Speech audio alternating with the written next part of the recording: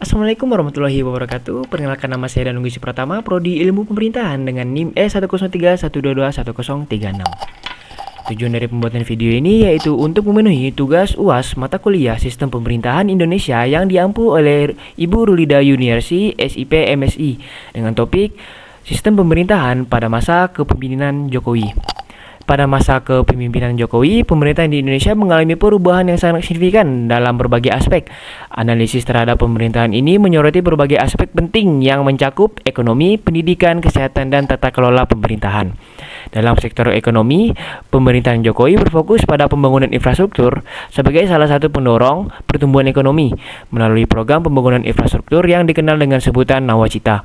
Pemerintahan Jokowi berupaya untuk meningkatkan konektivitas antar wilayah, mengurangi kesenjangan pembangunan antar daerah, dan mendorong investasi. Dalam sektor pendidikan, pemerintahan Jokowi mengalokasikan dana yang lebih besar untuk memperbaiki sistem pendidikan di Indonesia. Program yang diperkenalkan seperti Kartu Indonesia Pintar atau KIP dan program beasiswa berupaya untuk meningkatkan akses pendidikan bagi anak-anak yang kurang mampu. Selain itu, fokus diberikan kepada peningkatan kualitas guru melalui pelatihan dan pengembangan profesionalisme.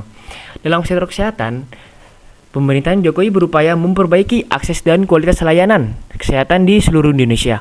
Program Jaminan Kesehatan Nasional atau JKN diperluas untuk mencakup lebih banyak penduduk dan penyedia layanan kesehatan.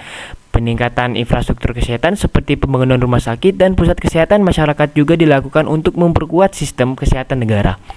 Selain itu, dalam upaya memperbaiki tata kelola pemerintahan Jokowi juga mengusulkan sejumlah reformasi kebijakan. Di antaranya adalah upaya meningkatkan transparansi melalui penggunaan e-procurement atau website dalam pengadaan barang dan jasa pemerintah serta reformasi birokrasi guna meningkatkan efisiensi dan pelayanan publik.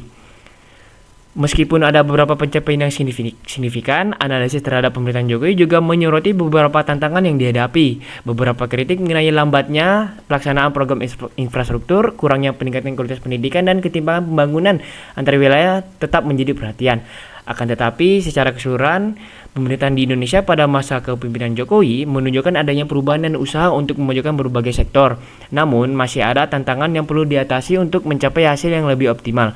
Penting bagi pemerintah dan masyarakat Indonesia untuk terus mengkaji dan memperbaiki kebijakan yang telah diimplementasikan agar dapat mencapai tujuan pembangunan yang berkelanjutan. Sekian dari saya. Wassalamualaikum warahmatullahi wabarakatuh.